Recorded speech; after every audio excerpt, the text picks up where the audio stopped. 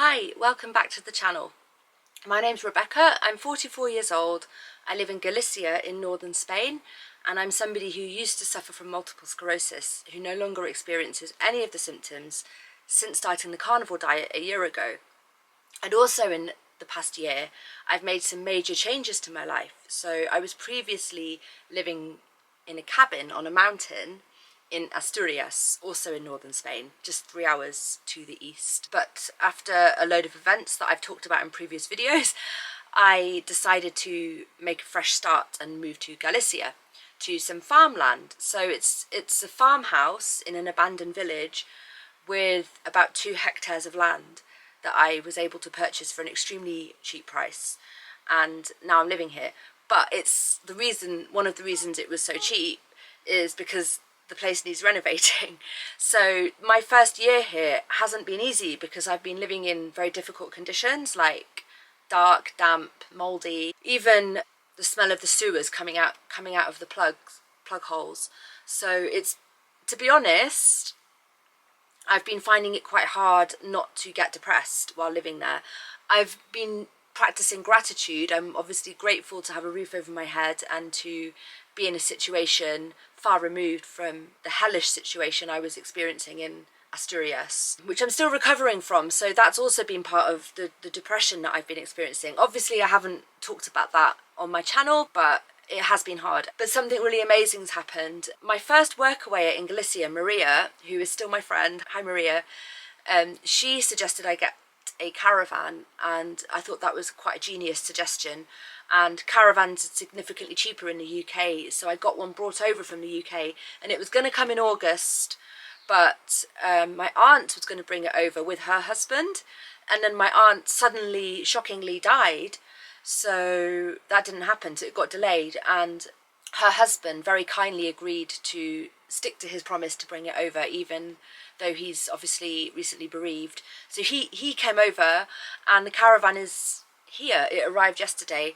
I didn't want to vlog the arrival because given that he's recently bereaved, I didn't want to just shove a camera in his face, but he's great. He's a really nice guy. And anyway, he came over with his son, who isn't my cousin, because this guy's the second husband of my aunt. They're still family, so they came over and they dropped the caravan off yesterday, and I had my first night in it tonight, and it's really, everything does feel different. Recovering from what happened is obviously not just going to be a quick fix, but I'm getting there, I think. And the atmosphere that I'm in now of like just being in a nice comfortable home with light and ventilation, and I even have a skylight over my bed. So last night I was looking up at the stars lying in my bed. I mean, wow, that's so cool. Having the views, because when I'm in the house I don't have views because there's a building directly opposite the windows. So it's, when you're in the house it is just dark, and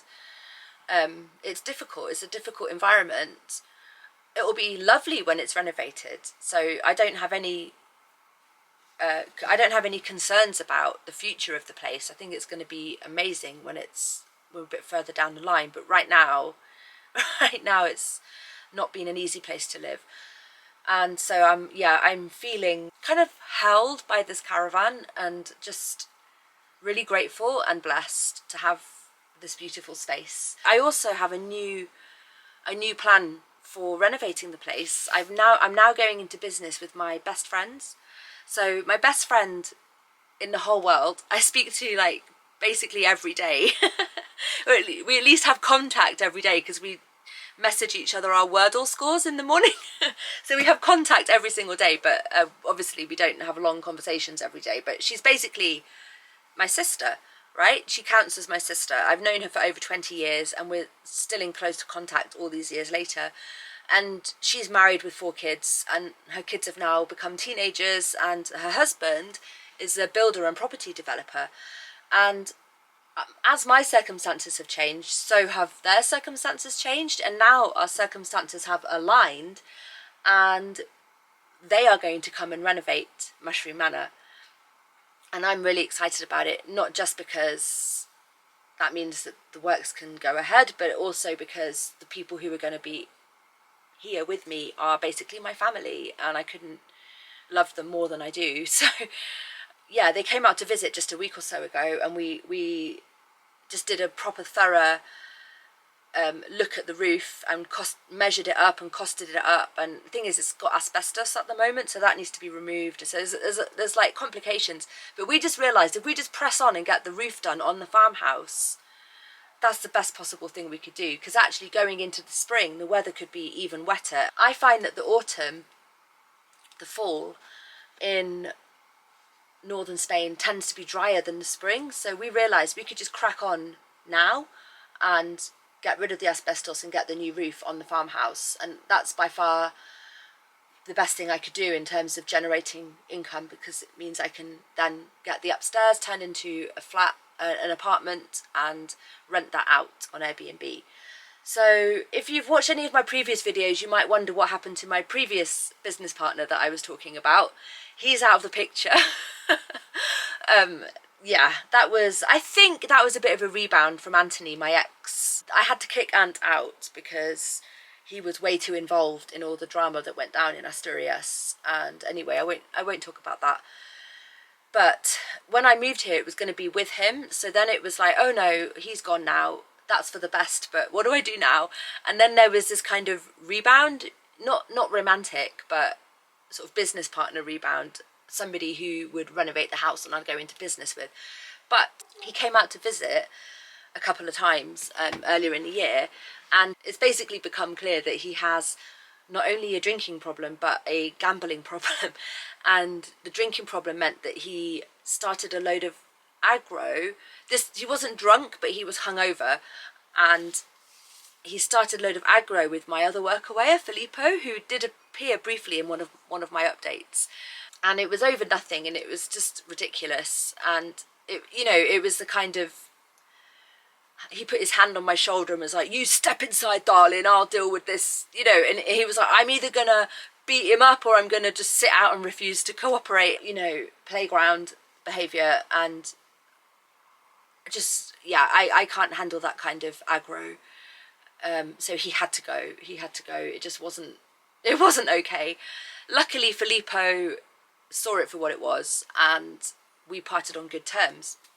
It was actually because of Stanley, my dog, that Filippo left, because Filippo has a cat, and Stanley, my new dog, was a problem for the cat, so he left anyway. And we parted, as I say, we parted on good terms, and we just laughed about that guy, and whatever. But actually, Filippo's coming back. I'm really happy to report that Filippo's coming back. So he's actually going to stay in one of the fields I have that's further away from the house, where Stanley, the dog, doesn't usually go. I didn't offer him that field in the first place because there's no water or electricity, but he's saying he's absolutely fine, he can make do.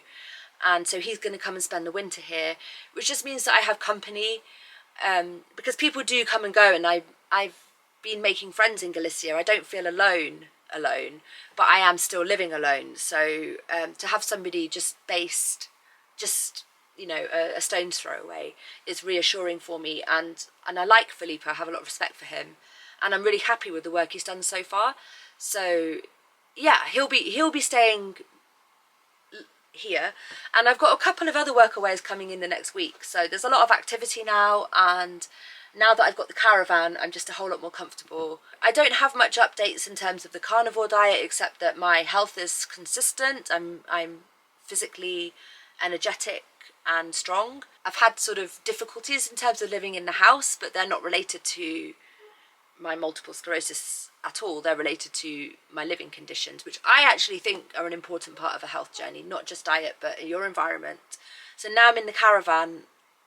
I'm in the perfect environment. I'm surrounded by all these beautiful views. It does feel different. So it does feel like the beginning of, it feels almost like I've just moved into Mushroom Manor, because I don't know, like I guess I was just sort of landing here and getting my bearings, but the house itself was quite depressing. So I'm just, very relieved to not be living in that house anymore, and very relieved to have my best friends coming into business with me, and plans pressing forwards with everything, with the right energy and the right people. And yeah, in a week's time I'll have a lovely young American guy coming to stay here. Really looking forward to meeting him.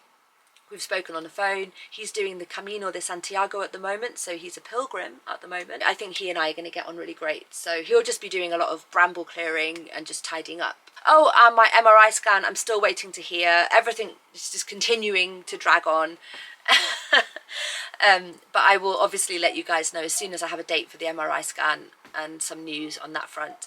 Okay, take care. Bye.